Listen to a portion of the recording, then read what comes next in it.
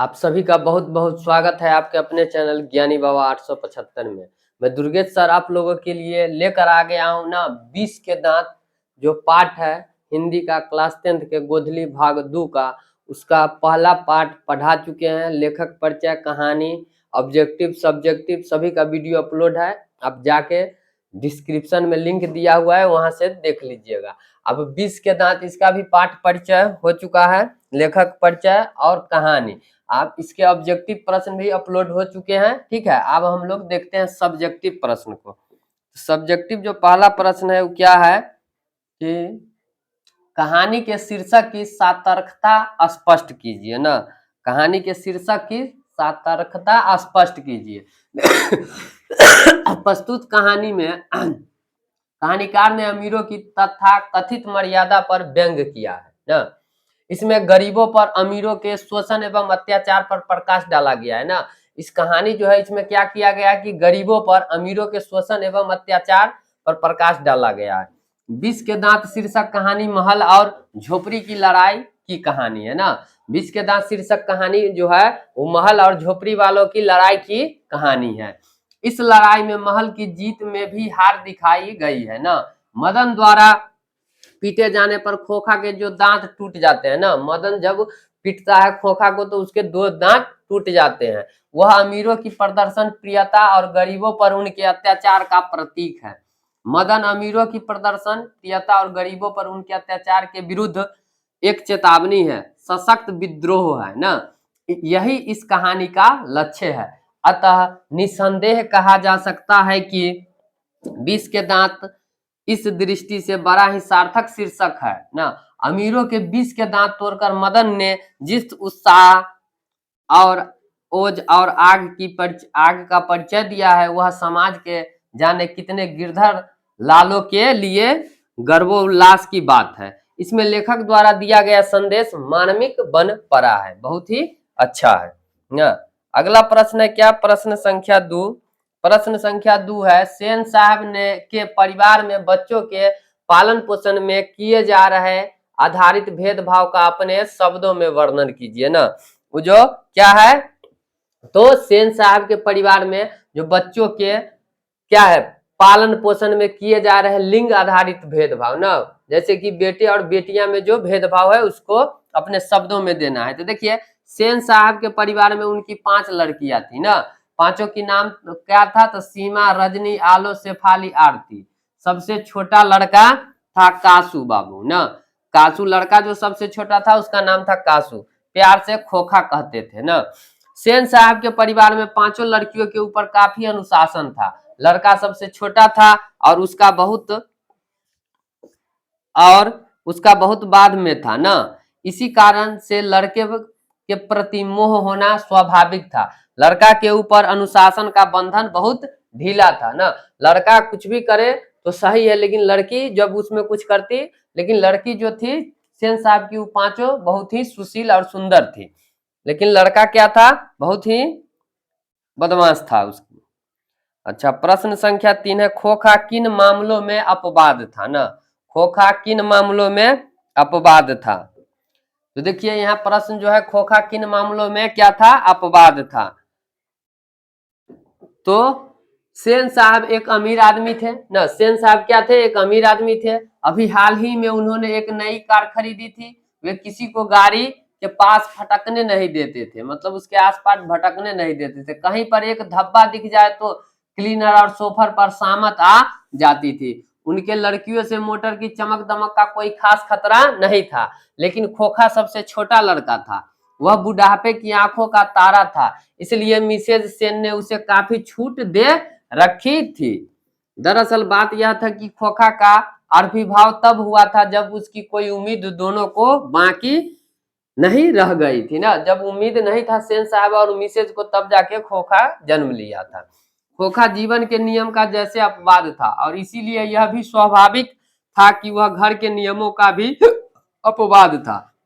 इसलिए मोटर को कोई खतरा था तो केवल खोखा से ही। घर में मोटर संबंधी नियम हो या अन्याय मामले, उसके लिए सिद्धांत बदल जाते थे ना। लड़कों के लिए अलग नियम कानून थे और लड़की के लिए अलग थे नियम कानून। अब अगला प्रश्न क्या है, अगला प्रश्न जो है कि सेन दंपति खोखा में कैसी संभावनाएं देखते थे और उन सब संभावनाओं के लिए उसकी कैसी शिक्षा तय की थी ना। तो इसका उत्तर क्या है, आइए देखते हैं। सेन दंपति खोखा में अपने पिता की तरह इंजीनियर बनने की पूरी संभावना देखते थे ना। जो सेन साहब थे वो अपने बेटा को बिजनेसमैन या इंजीनियर बनाना भी चाहते थे। उन्होंने उसके शिक्षा के लिए कारखाने से बढ़ई मिस्त्री घर पर आकर 1-2 घंटे तक उसके साथ कुछ ठोक ठाक किया करे ना। इससे बच्चे की उंगलियां अभी से औजारों से वाकिफ हो जाएंगे ना। ये किनका कहना था, सेन साहब का। प्रश्न संख्या 5 क्या है, आइए देखते हैं। प्रश्न संख्या 5 है, सप्रसंग व्याख्या कीजिए ना। सप्रसंग क्या है, व्याख्या करना है प्रश्न का। तो प्रश्न क्या है कि लड़कियां क्या है, कठपुतलियां है और उनके माता पिता को इस बात का गर्व है ना। लड़कियां क्या है, कठपुतलियां है और उनके माता पिता को इस बात का गर्व है ना। व्याख्या, प्रस्तुत पंक्तियां नलिन बिलोचन शर्मा द्वारा लिखित 20 के दांत शीर्षक कहानी से ली गई है ना। ये जो लाइन है वो नलिन बिलोचन शर्मा द्वारा 20 के दांत शीर्षक पाठ से लिया गया है। यह संदर्भ सेन परिवार में पली पोसी जाने वाली लड़कियों की चारित्रिक विशेषताओं से जुड़ा हुआ है ना। सेन परिवार मध्यम वर्गीय परिवार है जहां की जीवन शैली कृत्रिमताओं से भरी है। सेन परिवार में लड़कियों को तहजीब और तमीज के साथ साथ जीना सिखाया जाता है। उन्हें शरारत करने की छूट नहीं, वे स्वच्छंद विचरण नहीं कर सकती ना। जबकि बच्चा के लिए कोई पाबंदी नहीं है, लड़के के लिए। सेन दंपति ने लड़कियों को यह नहीं सिखाया है कि उन्हें क्या करना चाहिए, उन्हें ऐसी तालीम दी गई है कि उन्हें क्या क्या नहीं करना है ना, इसकी सीख दी गई है। इस प्रकार सेन परिवार में लड़कियों के प्रति दोहरी मानसिकता काम कर रही है। जहां लड़कियां अनुशासन, तहजीब और तमीज के बीच जी रही है, वहां खोखा स्वतंत्र है। लड़का लड़की के साथ दोहरा व्यवहार विकास, परिवार और समाज के लिए घातक है ना। किसके लिए, तो समाज के लिए भी, परिवार के लिए, सभी के लिए घातक है।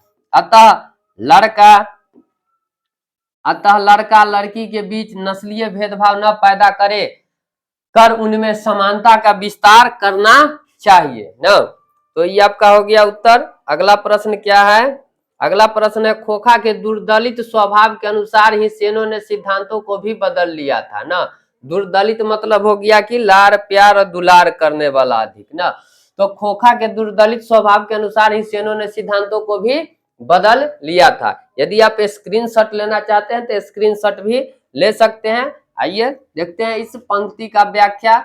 तो प्रस्तुत पंक्तियां हमारे पाठ्य पुस्तक 20 के दांत नामक कहानी से ली गई है ना। इस कहानी के रचयिता आचार्य नलिन बिलोचन शर्मा जी है। यह पंक्ति सेन परिवार के लाडले बेटे के जीवन प्रसंग से संबंधित है।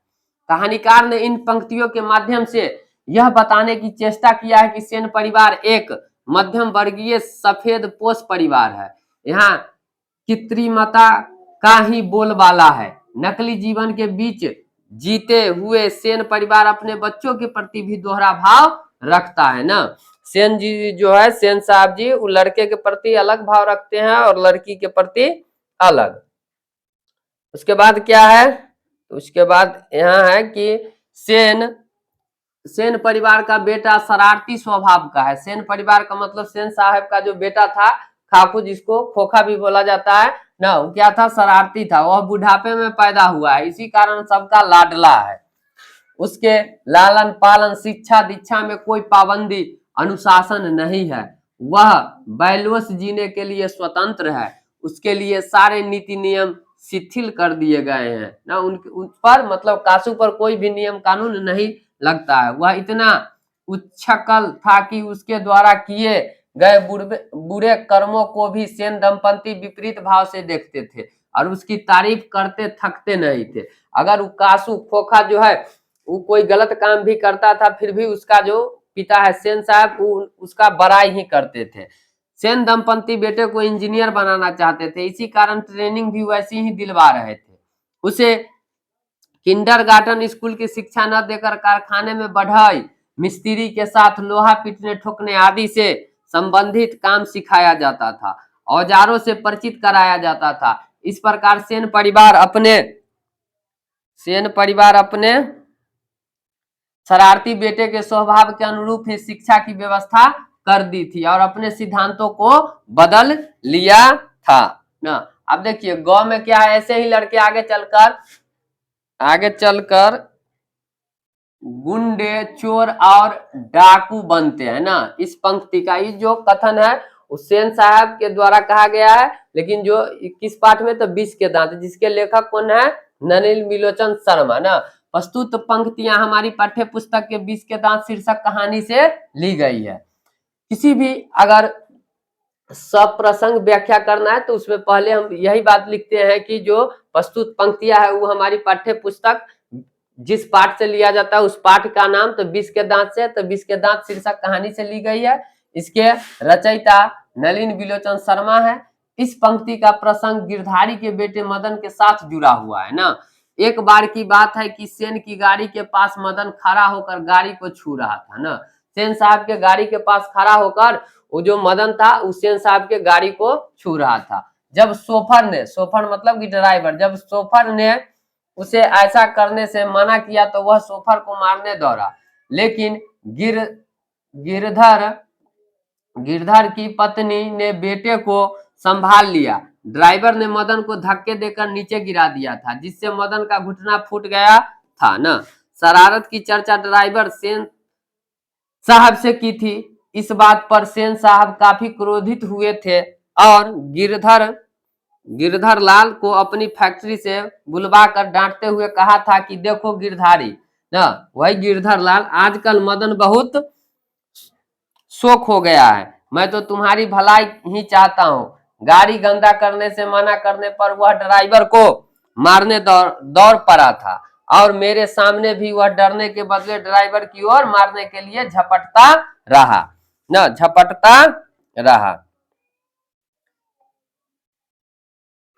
देखो यह लक्षण अच्छा नहीं है। ऐसे ही लड़के आगे चलकर गुंडे, चोर और डाकू बनते हैं। गिरधर लाल तो जी हाँ कहने में ही लगा हुआ था। ऐसी सीख देते हुए सेन साहब यहाँ पर क्या हो जाएगा, गिरधर लाल को बच्चे को संभालने और शरारत छोड़ने की सीख देते हुए चले गए। यह प्रसंग उसी वक्त का है ना। इन पंक्तियों में सेन के चरित्र के दोगलेपन की झलक साफ साफ दिखती है। एक तरफ अपने अनुशासनहीन बेटे को इंजीनियर बनाने का सपना पालने वाले सेन को उसकी बुराई नजर नहीं आती ना। अपने बेटे में उसे क्या बुराई नजर नहीं आती ना।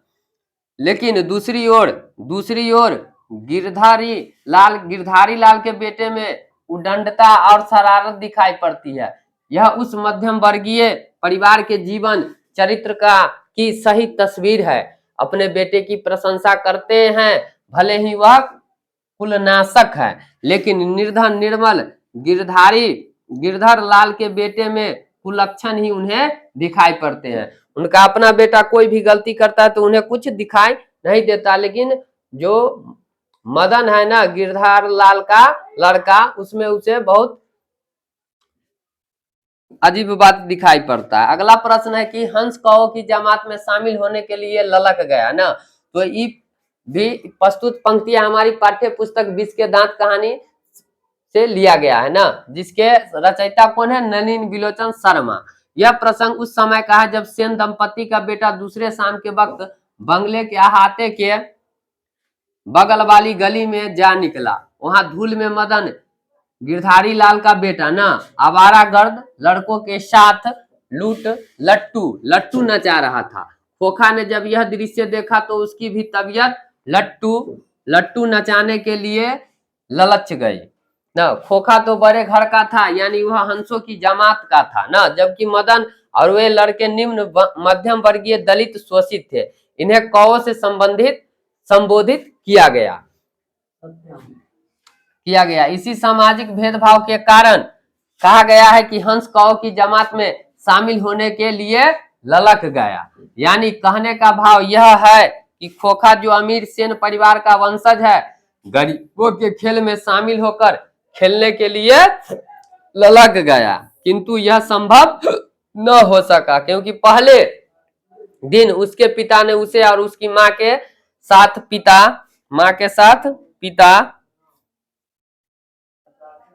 पिता को भी प्रताड़ित किया था। उसने अपने अपमान को याद कर छूटते ही खोखा से कहा, अबे भाग जा यहाँ से, बड़ा आया है लट्टू खेलने वाला। क्या? लट्टू। बड़ा आया है लट्टू खेलने वाला, यहाँ तेरा लट्टू नहीं है, जा जा अपने बाबा की मोटर पे बैठ ना। उसे मदन व्यंग मार के कासू को बोल रहा है। इन पंक्तियों के द्वारा कहानीकार सामाजिक असमानता, भेदभाव, गैर बराबरी को दर्शाना चाहता है।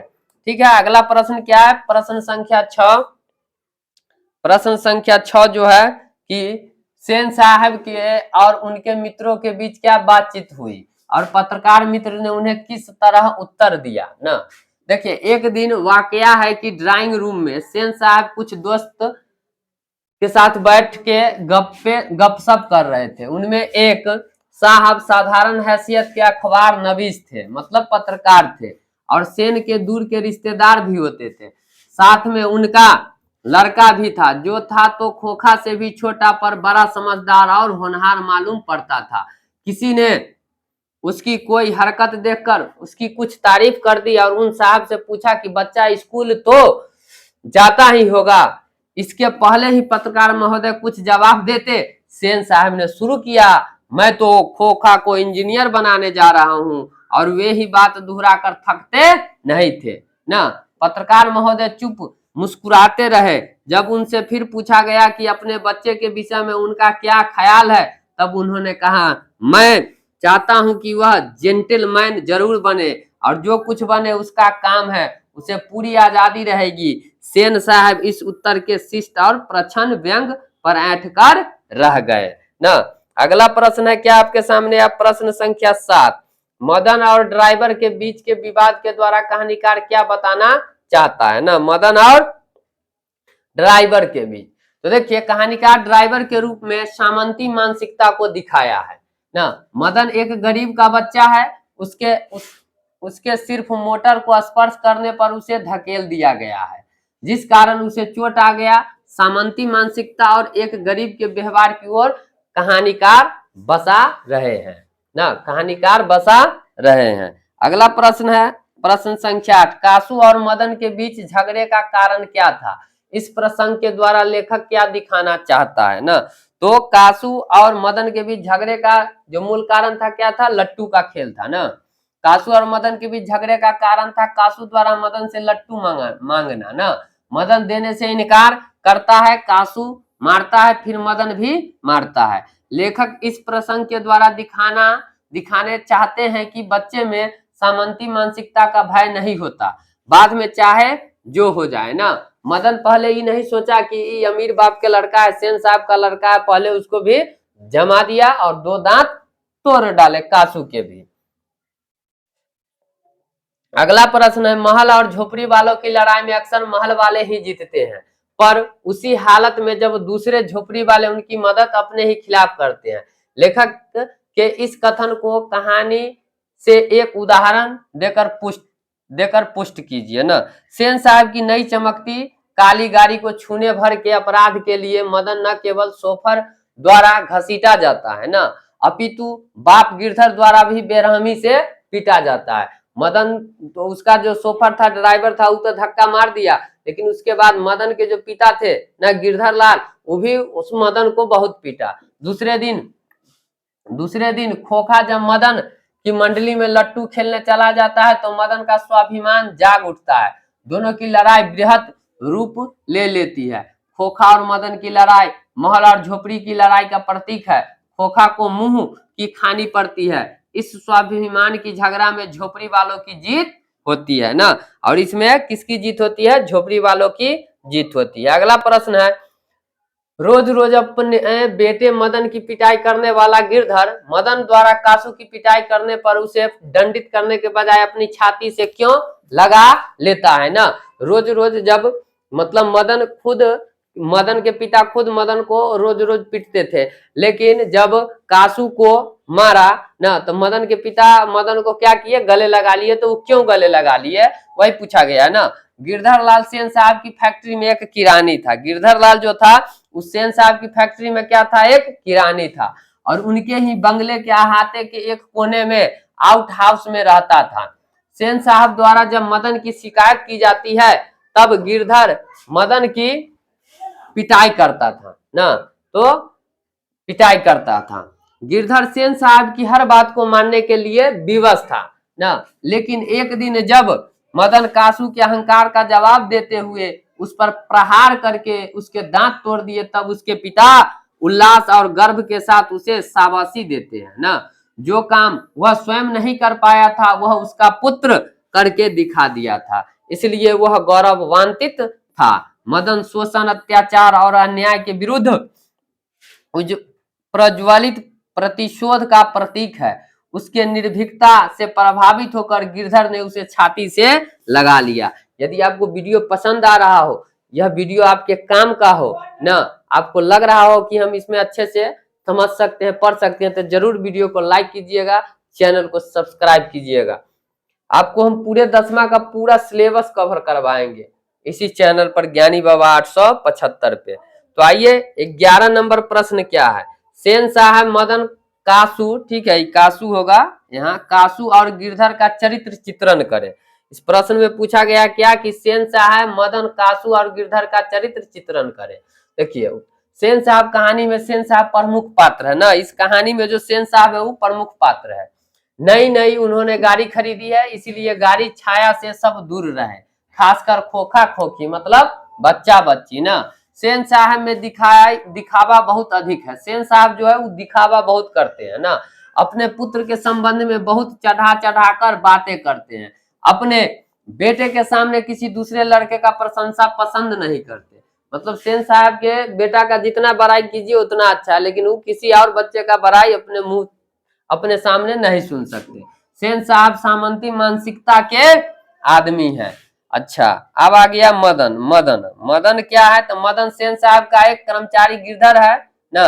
देखिए मदन जो है सेन साहब का एक कर्मचारी गिरधर है जो उन्हीं के अहाते में रहता है। मदन उसी का लड़का है ना। मदन क्या है, तो गिरधर लाल का ही लड़का है। लड़का साहसी और निर्भीक है। मदन जो है वो लड़का क्या है, साहसी है और निर्भीक है, वो किसी से भी डरता नहीं है।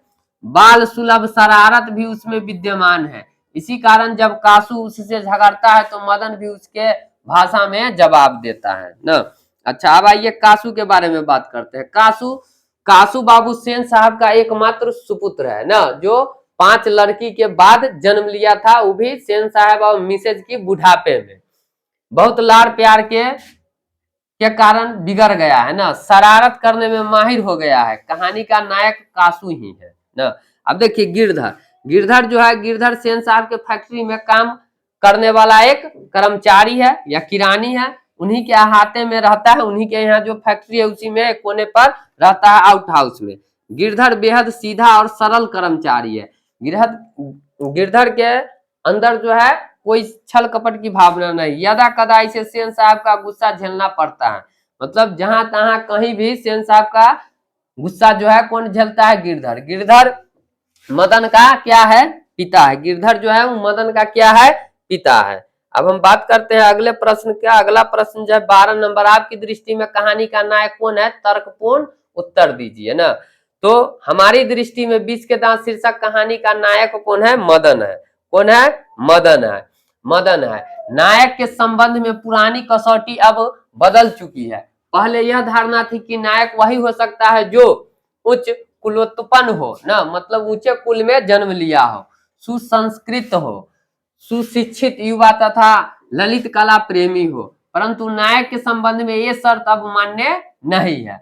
कोई भी पात्र नायक पद का अधिकारी है यदि वह घटनाओं का संचालक है, सारे पात्रों में सर्वाधिक प्रभावशाली है और कथा वस्तु में उसका ही महत्व सर्वोपरि है।